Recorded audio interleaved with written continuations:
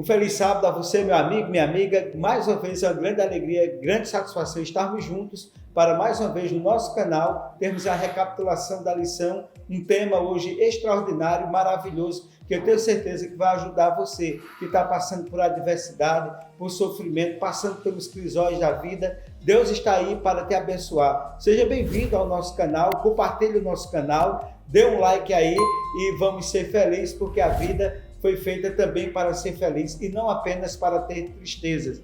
Hoje nós temos o prazer de termos a participação especial do nosso querido pastor Marcelo Torres. É pastor e professor, é formado em teologia, formado em administração, formado em pedagogia, tem mestrado em teologia, tem também formação aí para ser concluída em biologia. Hoje é pastor lá do IAN, hoje é a Faculdade Adventista da Bahia. Seja bem-vindo, pastor Marcelo Torres. É um prazer enorme termos o senhor aqui. Já morou em Campina Grande, a sua mãe mora em João Pessoa e pastor Marcelo Torres é um dos pastores mais carismáticos do Nordeste do Brasil e um dos mais bonitos também. Seja bem-vindo, pastor. Sua saudação inicial. Olá, povo da minha terra! Eu sou das duas, eu sou de João Pessoa e sou de Campina Grande. Eu nasci em João Pessoa e fui batizado, portanto, nasci de novo em Campina Grande, em 1980, na Igreja Central de Campina Grande. Sou adventista de Campina Grande. Minha história de adventista é Campina Grande. É verdade. Quem foi o pastor que lhe batizou? Pastor? Zirnaldo Rocha. Eita, pastor Zirnaldo. Faz muito tempo. Depois de Zirnaldo veio Fontes. Pastor José Fontes. Tem notícia do pastor Fontes? Está aposentado no interior do Espírito Santo. Tive com ele anos atrás. E ele que me iniciou no ministério, né? E lá eu fiz teologia. Graças a Deus. Coisa boa, viu? Pastor Fontes é uma pessoa maravilhosa, uma pessoa extraordinária. Seja bem-vindo, pastor Marcelo. Parabéns aí pelo grande trabalho que o senhor realiza aí também. Um ministério muito interessante que ele está pegando aí, juntamente com o professor Wellington, o Wellington Silva, que hoje tem algumas limitações por causa da saúde, mas um ministério interessante, levando à frente o projeto do criacionismo ali na FADBA, né? Um projeto maravilhoso, um projeto extremamente relevante.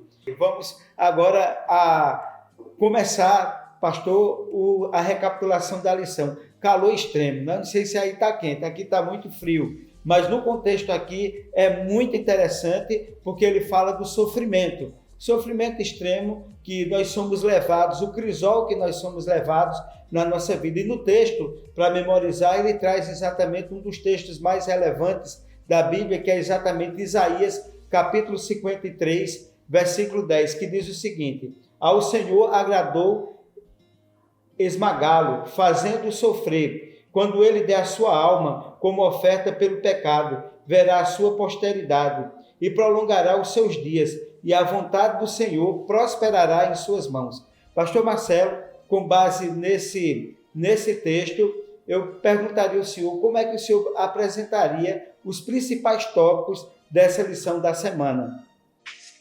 Meu amigo, essa lição aparentemente simples, para mim, é uma das mais difíceis que a gente tem para falar.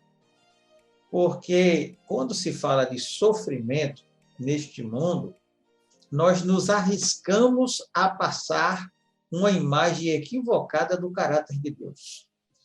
Porque o tema de sofrimento, sacrifício, provação, vai ao encontro e paralelo a dois grandes temas que a gente tem quando se trata de Deus, que é a teodiceia, que é um termo que significa como você harmonizar o sofrimento com Deus bom. Se Deus fosse bom, ninguém sofria. Se tem morte, assassinato, crianças morrem de fome, acidentes matam pessoas inocentes e crianças. Como é que existe um Deus se existe sofrimento? Isso é teodiceia, que se chama. E esse é um assunto que incomoda muita gente. E o outro é, talvez, já uma resposta, que a gente chama de antropopatia, que é atribuir a Deus sentimentos humanos. Por exemplo, nesse texto que você acabou de ler, ele fala assim: ao Senhor agradou esmagá-lo. ou moê-lo, dizem as versões mais castiças. Como é que Deus se agrada de fazer alguém sofrer? Está falando aí do Messias, do próprio Jesus Cristo. Como é que Deus tem prazer nisso? Se ele diz, eu não tenho prazer na morte de ninguém. É porque estamos numa linguagem poética aqui. E a linguagem poética usa a antropopatia, sentimentos humanos para Deus. Então, quando você me pergunta quais são os principais tópicos dessa lição, eu diria, primeira coisa, o caráter de Deus, a imagem que nós temos do caráter de Deus. Eu acho que quando fala de teodiceia, de sofrimento, é a primeira coisa. A segunda coisa é a subserviência do ser humano para aceitar o sofrimento, aprender com ele e crescer com ele. Deus usa isso como instrumentos, mas a gente precisa aceitar, senão não surte efeito. Sabe aquela história da margarina e do barro sob o sol? Um endurece e o outro amolece, derrete. Né? Então, o sofrimento, esse calor extremo, pode causar, e a lição fala disso, a revolta de alguns. Por isso é que a gente diz que, além da imagem de Deus, a imagem do caráter de Deus, tem a questão da subserviência e da confiança. Para mim, são esses três principais temas. Beleza. E, considerando esse contexto que eu coloco, aí o primeiro tópico da lição fala do crisol, né, de Abraão. Né? Então, por que Deus pediu a Abraão para sacrificar Isaque? Se ele sabe todas as questões, Deus ele é onisciente, onipresente, onipotente, ou seja, ciente de todas as coisas, por que ele pediu uma coisa se ele já tinha a providência, né? Isso não parece contraditório da parte de Deus, pastor? Provavelmente a pergunta já traz a resposta.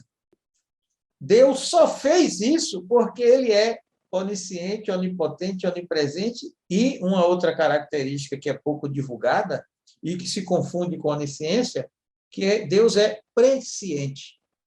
Se você ler 1 Coríntios 10, 13, diz que Deus não nos deixa tentar nem provar acima da nossa capacidade. Ele conhece nossos limites e sempre dará um escape da provação. Então, por Deus ser onisciente e presciente, ele sabia o limite de Abraão. Ele sabia até onde provar Abraão. A questão do porquê Deus fez isso com Abraão tem que ver com um grande conflito. E aí eu vou fazer uma sugestão que Ellen White fala, né? Que Abraão tinha uma grande confiança em Deus. E por isso Deus fez essa prova com ele. Porque Deus conhecia o limite da confiança de Abraão. Agora, não significa que Abraão não precisava aprender uma coisa muito necessária para a sua salvação. Abraão precisava entender a mensagem do sacrifício do Messias. Porque Abraão estava contaminado, vou colocar entre aspas, com a ideia de que fazer coisas fazia com que ele fosse agradável a Deus. Essa era a cultura pagã. Fazer sacrifícios, fazer ofertas, fazer atos de heroísmo, construir pirâmides e templos. Era a cultura em que Abraão vivia. Abraão precisava ser ensinado o que era a salvação do ser humano sem mérito nenhum. Ele precisava entender que nada do que ele tinha feito até ali tinha mérito. Mas ele seria salvo porque alguém morreria no lugar dele. Quem era esse alguém? O Filho de Deus. Então, primeira coisa, por quê? Porque Abraão precisava entender o plano da salvação do ponto de vista de um Messias substitutivo, que eu não posso me salvar com nada que eu faço, porque nenhuma boa obra que eu faço vai limpar a culpa do pecado que eu já cometi. Alguém tem que morrer por mim. Abraão não sabia disso claramente. Ele fazia os sacrifícios, mas ele precisava de algo mais forte para ele se apropriar melhor dessa verdade. Então, o primeiro ponto é que foi algo didático para Abraão, para que ele pudesse ter certeza da salvação. Ele era um amigo de Deus e Deus queria dar os detalhes para ele. Então, foi algo para ensinar a ele, com base na consciência, no conhecimento prévio que Deus tinha dos limites de Abraão, que ele seria capaz de fazer aquilo. Muito bem, pastor, muito bem explicado. E no segundo tópico da lição, traz uma história, se a história de Abraão é um extremo muito grande, do qual Deus leva Abraão a um calor extremo, talvez no contexto cultural, do que nós vivenciamos, a história de Oséias também traz um calor extremo a um profeta de Deus, que Deus leva a ele e impôs a ele uma condição que talvez ser humano nenhum, né, ou quase poucos, estão dispostos a entender a experiência de Osés e Gomer. Né?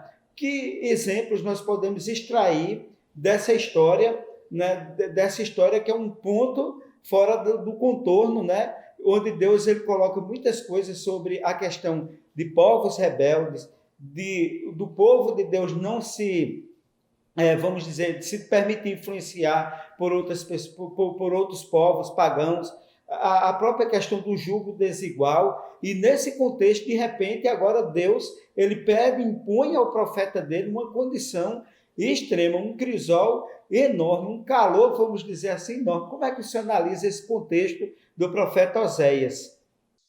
Meu amigo, uma das provas que nós temos mais terríveis são os problemas relacionais. Quando você ama uma pessoa que não corresponde, que lhe trai. E aí Deus dá ordem ao profeta para amar uma mulher adúltera, que não era simplesmente uma adúltera, ela era uma prostituta que ele pega e leva para casa. Ele diz, vou casar com você, você não precisa mais viver assim. Só que ela gostava da prostituição. Ela não praticava a prostituição somente por necessidade, era porque ela gostava. E aí Deus diz, você vai agora fazer um grande trabalho para mim, que é você ilustrar a minha relação com o povo de Israel. Que é aquilo que acontece com o povo, em pequenas medidas, acontece com o ser humano, né? No microcosmo da relação individual, nós estamos vivendo aquilo que Israel viveu, né? E a igreja cristã, como um todo, também vivendo aquilo que Israel viveu. O que está ali é para nosso ensino. E aí Deus diz para ele, você vai agora ser uma parábola, o seu casamento com essa prostituta vai ser uma parábola da minha relação com o povo de Israel. Deus, sabendo que aquela mulher gostava da prostituição, que ia fugir, como ela fugiu, e foi lá para o meio dos adúlteros, né, das pessoas que se valiam da sua prostituição, e Oséias vai lá buscá-la, porque ele a encontrou numa situação deplorável fisicamente. Para ela, ela achava que ia ser sustentada pelos seus clientes, e no final das contas, os clientes a maltrataram, a largaram lá, e agora ela tendo abandonado Oséias, tendo filhos do adultério, da prostituição, só que ela não teve o carinho que ela esperava, o sustento que ela esperava, ela ficou na pior. E qual era a de Oséias? Usando a linguagem jovem. A de Oséias era dizer, agora ela que escolheu isso, que sofra, o filho não é meu. Ela fugiu de casa porque quis. Aí Deus diz, pode buscá-la. Porque é exatamente isso que eu faço com a nação de Israel, que me abandona e vai atrás dos ídolos, e é isso que eu faço com cada ser humano que me abandona. Vá lá e diga para ela, vou restaurar você ao que você era antes de fugir de mim. Aqui, minha mulher, vou lhe dar o sustento, vou falar o seu coração. E é interessante como a Bíblia fala que Deus faz isso conosco. Capítulo 2 é fantástico de Oséias. Que Deus diz que, às vezes, nós queremos fugir de Deus e ele coloca cercas ao nosso redor. Cercas de espinho. E eu achei interessante, eu vou até discordar da lição, em certo sentido, porque a lição, quando usa o capítulo 2, diz que Deus nos faz sofrer, coloca essas cercas de espinho para nos fazer sofrer, para nos trazer de volta. Ou eu entendi mal, de repente, mas eu discordo disso, porque o capítulo 2 de Oséias diz que quando a mulher vai fugir, e aí ele já não fala mais da mulher de Oséias, mas da nação de Israel, Deus vai levantar muros e cercas de espinhos. Não é para fazê-la sofrer, é para protegê-la de sofrer mais. Para ela não ir lá para o deserto, atrás dos amantes. E aí, nesse contexto, a lição pergunta o que é que Deus fez para ela voltar? Mas não coloca a resposta completa, coloca só essa parte da cerca e do muro. Se você continuar lendo o capítulo 2, diz que Deus vai ao encontro da mulher, Deus, agora falando com o povo de Israel, dizendo, eu vou falar ao seu coração e vou trazê-la de volta. Ou seja, Deus vai convencer do amor, trazer de volta, e aí, depois disso, como consequência disso, eu vou lhe dar o seu trigo, vou lhe dar o seu leite, vou lhe dar o seu suco de uva, vou lhe dar a sua alimentação, o seu sustento. Então, como é que Deus nos traz de volta? É pelo sofrimento? Pelo capítulo 2? Não. Acontece momentos que o sofrimento nos faz enxergar a verdade. Mas, nesse caso específico, Deus cercou para que, se ela tentasse sair, ela se machucasse, como proteção para ela não ficar pior. E aí Deus fala ao seu coração, convence do seu amor. Em nenhum momento Deus faz separação entre a permissão do sofrimento, do crisol da aprovação e a ausência do amor de Deus. O que nos faz voltar não é o sofrimento. Precisamos botar isso na cabeça, ensinar o povo. O que nos faz voltar é o que o capítulo 2 diz, quando Deus fala ao nosso coração, oferece o perdão e diz, eu vou casar com você de novo, e você não vai mais me chamar de meu Baal, meu Senhor, vai me chamar de meu marido. Você vai finalmente entender que eu te amo, e você vai casar comigo assim como eu casei com você. É isso que nos faz voltar. Se não for pelo amor, pela dor, não vai. A dor é apenas um instrumento para nos proteger de ir para uma situação pior, para nos fazer enxergar que éramos felizes com Deus e não sabíamos.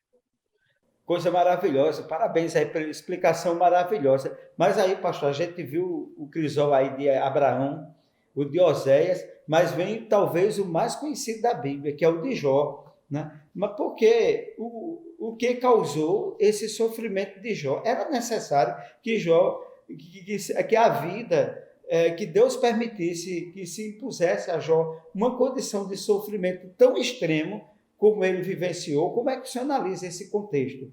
A gente vai de sofrimento a sofrimento para tentar entender, né, a realidade humana e os propósitos de Deus. E esse crisol extremo, né, e esse calor extremo. É como eu falei, o assunto do sofrimento parece ser simples, mas ele é muito profundo, porque lida com aquilo que é de mais precioso, o caráter de Deus. Que Deus é esse? A lição chega a dizer que, se a gente não entender completamente os objetivos e o propósito do crisol, do calor, da aprovação, a gente pode chegar à compreensão errada sobre Deus e ficar revoltado. Daí a revolta lá, né, de Gomer. A gente vai começar a achar que Deus é injusto, como Moisés poderia ter achado quando disse que ele não ia para a Terra Prometida, ou como Jó, né, que a mulher de Jó disse, você ainda ama esse Deus, amaldiçoa esse Deus e morre logo, rapaz. Então, veja, as conclusões equivocadas. É um assunto complicado. É tão complicado e tão profundo que exige muito cuidado, que alguns estudiosos até acham que o livro de Jó não foi uma história real, foi uma novela. Porque, meu amigo, não é como nos filmes. Você já viu como é nos filmes? Que o camarada lá tem a morte da família dele inteira, morre a mulher, morre os filhos, assassinado, aí ele quase morre, depois ele fica curado e sai numa saga de vingança e mata todo mundo que matou a família dele, e no processo ele arranja outra mulher, e quando termina o filme parece que ele está feliz. Mas na vida real não é assim, meu amigo. Quando você sofre um trauma de um assassinato, perde alguém querido, você sofre muito, leva anos para se recuperar, e vingança nenhuma consola. Você perde seus filhos, sua esposa, seu pai, sua mãe, e você acha que vai casar de novo, vai substituir? Tem gente que perde o cachorro que gosta e acha que nenhum cachorro substitui, que virá um filho, uma esposa, um marido. Não é simples assim. Então, por isso, algumas pessoas acham até que a história de Jó é uma novela com um fundo moral, que não aconteceu de verdade. E que esse negócio de, porque Jó tinha não sei quantos filhos, morreu todo mundo. Aí, no final da vida, Deus dá para ele outros 7 filhos. Sim, mas significa que ele não vai mais sentir falta dos outros? Na vida real, não é assim que acontece. Então, é um assunto delicado. Mas, respondendo à pergunta, e a única resposta que a gente tem até hoje é: o que levou Jó ao sofrimento foi o desejo de Deus ensinar a nós a verdade do grande conflito. Por quê, meus queridos? Porque nós temos a tendência de lidar com a espiritualidade só no plano desse mundo material. Sabe como é que funcionava no tempo de Jó, no tempo de Abraão, no Velho Testamento? As pessoas tinham vários deuses. O Deus da colheita, o Deus da sexualidade, o Deus da fertilidade, o Deus da chuva, o Deus do trovão, o Deus não sei o que, não sei o que. Aí, se eu tivesse com a minha colheita dando errado, Eu ia lá para o camarada que tem uma colheita que está dando certo, dizia, quem é teu Deus? Aí ele mostrava uma estátua, eu peguei esse Deus lá dos fenícios, esse Deus tem me dado tudo. Ah, eu vou comprar um Deus desse para mim. Aí ele pegava o Deus dele, jogava fora, porque não estava dando resultado, trocava de Deus. Era essa a cultura do povo. Mas com a história de Jó, Deus está dizendo o seguinte, meu filho, não é assim. A vida de vocês não é só pautada no lucro ou prejuízo desse mundo material. Existe uma guerra cósmica que tem que ver com a presença do mal. E você tem que lutar contra o mal e se posicionar, independente de você ter lucro ou prejuízo. Porque, em dado momento, Deus livra os milagres, né, que são imprevisíveis, ninguém determina milagre, são imprevisíveis, pertencem à soberania de Deus. Esse vive, aquele morre. Em outro momento, Deus não faz um milagre e a pessoa morre. Todos os profetas morreram, com exceção dos que foram, do Elias ou Enoque, lá, que já ressuscitaram. Mas todos os outros morreram. Fizeram milagres, receberam milagres, mas finalmente deixaram de existir, porque esse é o grande inimigo, o pecado que gera morte. E se a gente não entender esse pano de fundo do grande conflito, a gente vai se desesperar com qualquer problema. E Jó é o exemplo maior na Bíblia do camarada que entendia que a nossa vida tem um propósito maior do que ter lucro ou prejuízo. E aí, quando ele sofre, está no auge do sofrimento, que até a mulher dele diz, amaldiçoa e morre, não compensa viver assim, porque ela estava dizendo que não tinha mais esperança material. Então, se eu não tenho lucro material, se eu não tenho riqueza, se eu não tenho prosperidade, se eu não tenho saúde, então não adianta servir a Deus. É a cultura da época. Aí Jó sobressai com a grande verdade, que é a maturidade que todos nós precisamos atingir. Eu não sirvo a Deus por ganhos. Ele deu, ele tirou, tudo é dele. Bendito seja o nome do Senhor, ainda que ele me mate, eu nele esperarei. Amém, muito bem, pastor. Espetacular aí esse raciocínio, né, sobre essa experiência de Jó, e sobre o sofrimento é um dos pontos mais ressaltados na Bíblia Sagrada. Pastor Marcelo, continuando ainda nesse raciocínio do patriarca Jó, como foi que ele reagiu às provações que foram impostas a ele? O que é que o senhor poderia ressaltar sobre esse ponto? A lição fala de adoração, né? Como superar, suportar o calor extremo através da adoração. Se baseando naquela frase de Jó que diz: o Senhor Deus, o Senhor tirou, o Senhor deu, o Senhor tirou, bendito, louvado seja o nome do Senhor. Então, ele faz uma adoração. O que é adoração? Para algumas pessoas, adoração é você cantar uma música, você ajoelhar para orar. A adoração contém isso também. A adoração é um momento especial em que você presta uma homenagem a Deus, com o objetivo de declarar-se súdito dele. A adoração tem que ver com submissão a uma autoridade maior. A adoração é uma manifestação de subserviência e de que eu estou disposto a me sacrificar, a demonstrar resignação para ser leal, fiel ao meu Senhor, que eu decidi servir. É por isso que o clímax final do grande conflito, lá de Apocalipse 12, 13 e tal, a grande questão ali é, eu vou adorar quem? Que lá diz assim, aqueles que adoram a besta recebem o sinal na sua mão direita, na sua testa, né, o sinal de aceitação e de ação. Então, quando eu vou adorar a Deus, eu dou uma declaração e uma demonstração prática de submissão, subserviência, de resignação, de confiança no projeto do meu Senhor. Ele é o meu rei, eu confio nele. Mas se você está levando prejuízo, eu posso estar levando prejuízo, mas vale a pena.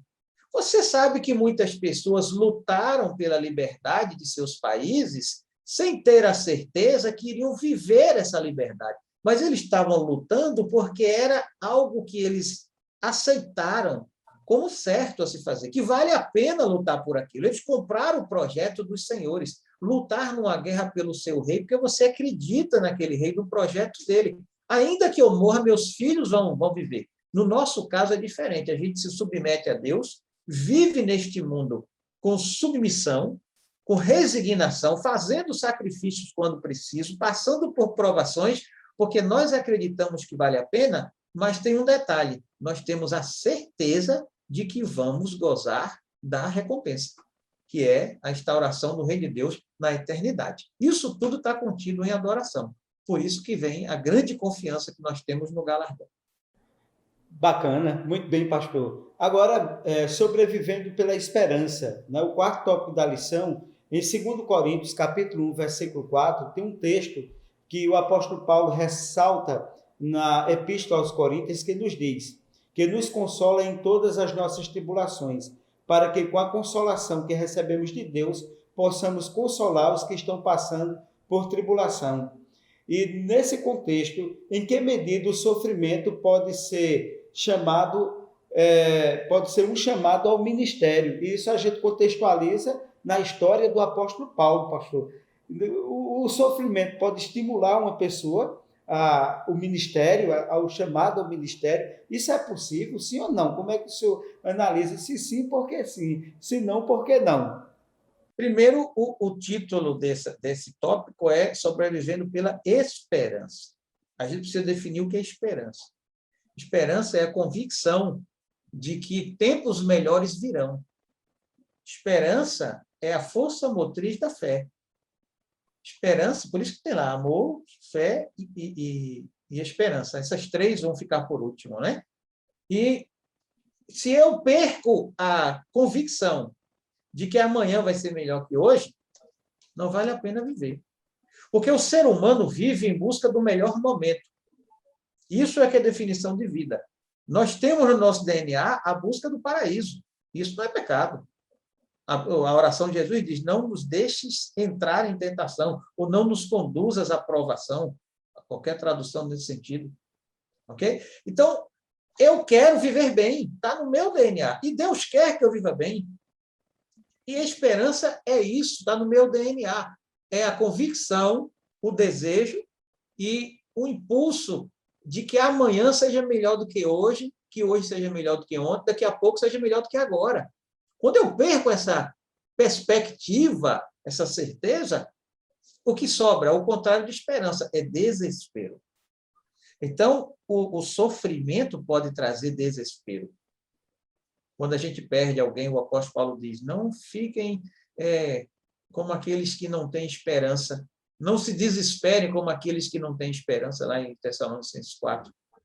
Porque quando a gente não tem convicção de quem é o nosso Senhor, como Jó tinha, né? Quando nós não temos confiança no projeto do Criador, nas suas promessas, como aqueles 3 amigos de Daniel tinham, dizer ao rei, nós sabemos que Deus nos livrará, que Ele pode nos livrar. Mas se Ele não quiser, nem assim nós dobraremos o joelho para a sua estátua. É essa confiança de que dizer, mesmo que eu perca tudo, eu serei fiel ao meu Senhor, porque eu tenho esperança que o seu reino virá. Tem um mundo melhor que esse aqui. Então, é que a gente precisa cuidar muito das nossas expectativas nesse mundo, para a gente não acreditar em evangelho de prosperidade. Só vale a pena servir a Deus se eu tiver retorno aqui. Ou um evangelho, uma religiosidade egocêntrica, que eu preciso que Deus me prove que vale a pena servi-lo. A esperança não é conectada só a esse mundo. Tem gente que sofre e morre. Foi melhor para ele morrer. Mas o galardão dele está garantido. A esperança dele não morreu. Não foi em vão. Entende? Aí você diz assim, nesse contexto, como é que pode ser uma missão? E aí eu vou evocar aquele pensamento muito conhecido. Chorei porque não tinha sapatos, até encontrar um homem que não tinha pés.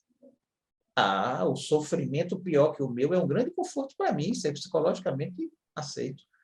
E aí, quando eu olho para a cruz, quando eu olho para o sacrifício de Jesus, quando eu olho para os sofrimentos dos apóstolos, quando o apóstolo Paulo disse, eu vou contar o que sofri aqui para vocês entenderem e não ficarem sem esperança. Quer dizer, quando eu passo por sofrimento e confio em Deus e resisto, fico firme, eu vou poder dizer aos outros, olha, olha, o meu sofrimento foi pior que o seu, ou foi igual ao seu, ou foi diferente do seu, mas eu resisti.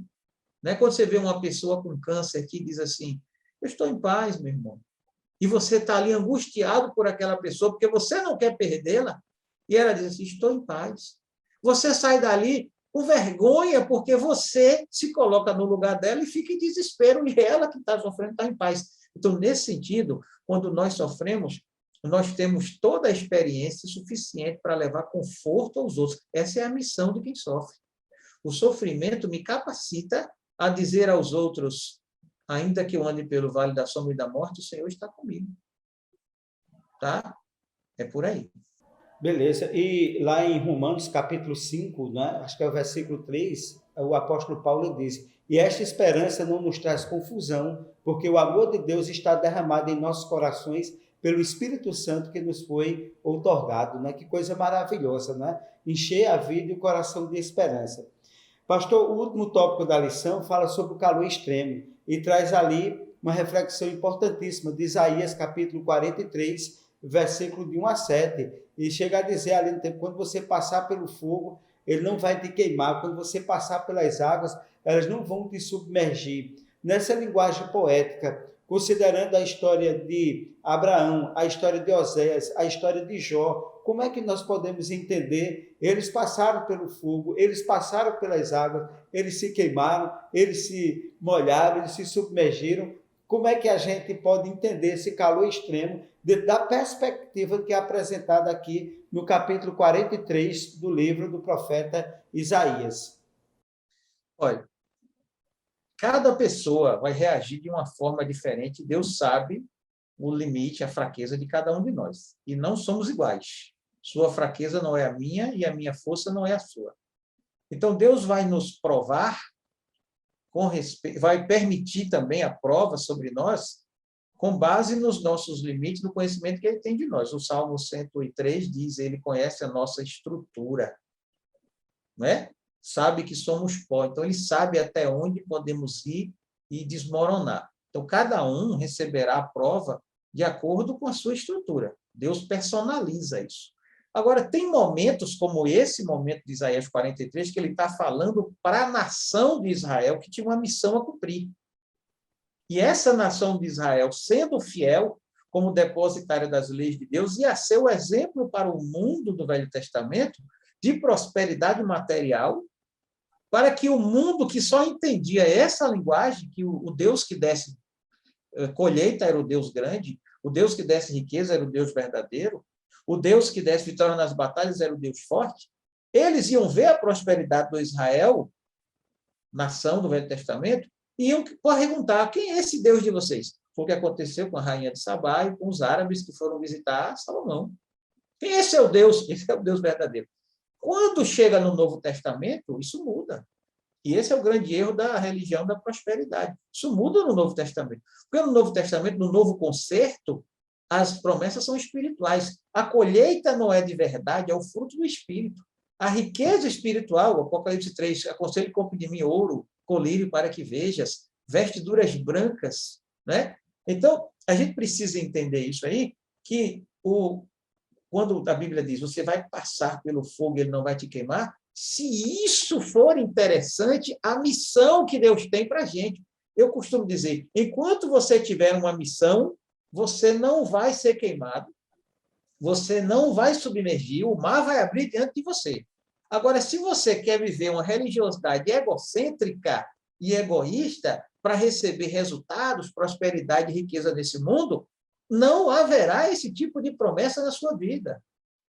Você vai desmoronar porque você não tem uma missão. Quem não tem missão não comprou o projeto do Criador, do Rei.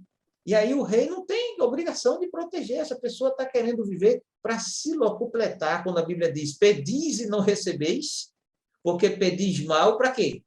Para gastar em vossos deleites. Veja, Tiago é muito claro nisso. Então, sim, as águas não vão nos submergir, como elas abriram diante de Moisés, né? Como Abraão não precisou sacrificar seu filho, como Jó não morreu e teve outros filhos e a sua riqueza foi devolvida. Então, todos esses tiveram recompensa, porque eles tinham uma missão a cumprir, uma missão didática, uma missão de ensino, uma missão de pregação, e nós somos beneficiados com as suas experiências hoje. Enquanto tivermos na missão, os milagres acontecerão. Agora, outros milagres, aí Deus vai fazer ou não conforme o que ele sabe que é melhor para nós. Deus salva esse e aquele não salva, porque esse tem uma missão a cumprir ainda, e aquele não. Aquele está na hora de descansar, porque ele não sobreviveria aos crisóis que viriam no futuro. Ellen White diz muito claramente que antes do grande tempo de angústia, muitas pessoas serão retiradas, porque elas não suportariam. Entende? Então, o poder de Deus de nos livrar dos crisóis está aí. Alguns vão sumir por si mesmos. Outros, Deus vai fazer um milagre porque nós temos uma missão a cumprir. E quando isso não acontecer, nós precisamos nos submeter e aceitar que Deus sabe o que é melhor para nós. Amém. Louvado seja Deus, né? Pastor, concluindo agora a lição, quais os principais tópicos que o senhor poderia destacar para resumir e para concluir essa lição tão maravilhosa, tão interessante sobre esse calor extremo, ou seja, sobre essas questões que foram observadas em Abraão, né? Que foram observadas em Oséias, que foram observadas em Ló, né? E que em Jó, perdão, né? E em nós, como povo de Deus na atualidade, que aplicação nós poderíamos tirar, né, desses tópicos que foram aí abordados? Existem eu vou falar calores, né? Vou botar assim no plural. Existem momentos de calor extremo que são permitidos por Deus, porque nós estamos numa missão, e se estamos numa missão, o mundo vai ficar contra nós, e aí vamos passar pelo calor extremo. Existem situações de calor extremo porque nós fazemos escolhas erradas, e aí vamos sofrer para aprender, e aí precisamos confiar e pedir a Deus que nos ajude a voltar e aprender desses momentos. Então, o primeiro tópico que eu enfatizo é disposição para aprender. Porque sempre que passamos por alguma provação, Deus quer nos ensinar alguma coisa. Quer nos fazer crescer, aumentar a esperança, aprender a depender de Deus, aprender qual é o caminho certo, arrepender-se, abandonar o pecado, voltar ao amor inicial, como foi o caso da mulher de Oséias, né? Então, primeira coisa, disposição para aprender. Segundo, tríplice, um tópico tríplice. Resignação, confiança e paciência. Precisamos aprender, desenvolver isso aqui. Resignação, né? Aguentar as perdas, aceitar as perdas. Confiança, Deus está no comando. Eu sei que Deus está no comando, né? Se eu perder alguma coisa, ele está no comando. E paciência para aguardar a solução de Deus, né? E o terceiro tópico que eu, né, enfatizo é a disposição para consolar outros, que é a missão que a lição fala, né? Eu gostaria de encerrar citando aqui dois textos que eu considero excelentes para esse momento. O de 2 Coríntios 4,16, que diz: não desfalecemos. Ainda que o nosso homem exterior se corrompa, o interior, olha, consciência, confiança, Deus está no comando, ele está me ensinando algo, né? Adoração, subserviência. Ainda que o homem exterior se corrompa, o interior se renova dia em dia, e a comunhão é necessária. Sem comunhão não tem como você suportar provas. E aí ele fala um contraste. A nossa leve e momentânea tribulação produz para nós um peso eterno de glória. Ele está falando da recompensa, ele está dizendo, esperança, creia, você está sofrendo por uma boa causa, você está apegado com Deus, então acredite que tem uma recompensa. Esperança. Porque a nossa tribulação aqui é leve e momentânea. E a nossa recompensa é um peso eterno. Olha o contraste. Leve, peso. Momentânea, eterno. Então, tem muita vantagem em servir a Deus. Não só nesse mundo, mas principalmente no porvir. Por isso, não viva essa religião materialista de recompensa, porque ele diz, não fique atentando nas coisas que se veem, porque elas são temporais, mas nas coisas que não se veem, porque elas são eternas. E, por último, o texto de Romanos 14, que é lindo, diz assim, nenhum de nós vive para si. Olha que bonito. E nenhum morre para si. Se vivemos, para o Senhor vivemos. Se morremos, para o Senhor morremos. De sorte que quer vivamos, quer morramos, somos de quem? Somos do Senhor. Isso aqui é um bálsamo que vem. Eu vou aguentar, porque se eu viver, eu sou do Senhor. Se eu morrer, eu sou do Senhor. E como diz aquela música, se Deus abrir, ele é Deus. Se ele não abrir, continua sendo Deus. E vamos nos apegar a esse conforto, né? Que ele não nos deixa sozinhos. Ainda que eu ande pelo vale da sombra da morte, não temerei, porque tu estás comigo. Que Deus nos fortaleça em meio a esses momentos de calor extremo. Amém. Muito obrigado, pastor Marcelo. Eu gostaria de agradecer de coração pela belíssima explanação do pastor Marcelo. Pedir agora que ele faça uma oração para abençoar os nossos ouvintes, né, que estão aí espalhados pelo Brasil e até fora do Brasil, né, para que as bênçãos de Deus cheguem até eles. Talvez a gente falou hoje para pessoas que estão vivendo os crisóis da vida, né, passando por um calor extremo do sofrimento, mas conforme o Senhor coloca muito bem, Deus é Deus. Se a porta se abrir, ele é Deus. Se ela se fechar, ele continua sendo Deus. Que a esperança, ela renasça em nossos corações e ela viva presente em nossa vida, dia a dia, momento a momento. Pedi ao pastor para fazer a oração final. Deus amado, nosso Pai, nosso Senhor, a quem escolhemos servir, não há Deus além de ti, Senhor. Tu és a força da nossa fé. Tu és o destino da nossa esperança. E por isso te glorificamos em tudo que somos e temos. Perdoa-nos, Pai, às vezes queremos nos apossar das bênçãos que nos deste. Dá-nos sabedoria, fortalece a nossa esperança, para sabermos esperar em Ti, para sabermos suportar os crisóis da vida e, em meio a eles, ser instrumentos de conforto e de bênção a outros. Nos usa, Pai, no Teu caminho. Apressa o Teu reino, porque somente quando o Senhor voltar, o sofrimento será extinto deste mundo. E nós ansiamos muito por esse tempo, pois queremos viver no Teu reino, desde agora e para sempre. E por isso oramos pelos méritos do nosso Senhor e Salvador, Jesus Cristo. Amém. Amém. Obrigado, pastor Marcelo. Obrigado você aí, meu querido ouvinte, por mais uma vez participar e desejo que Deus continue te abençoando sempre. Um abraço a todos. Valeu, um abraço.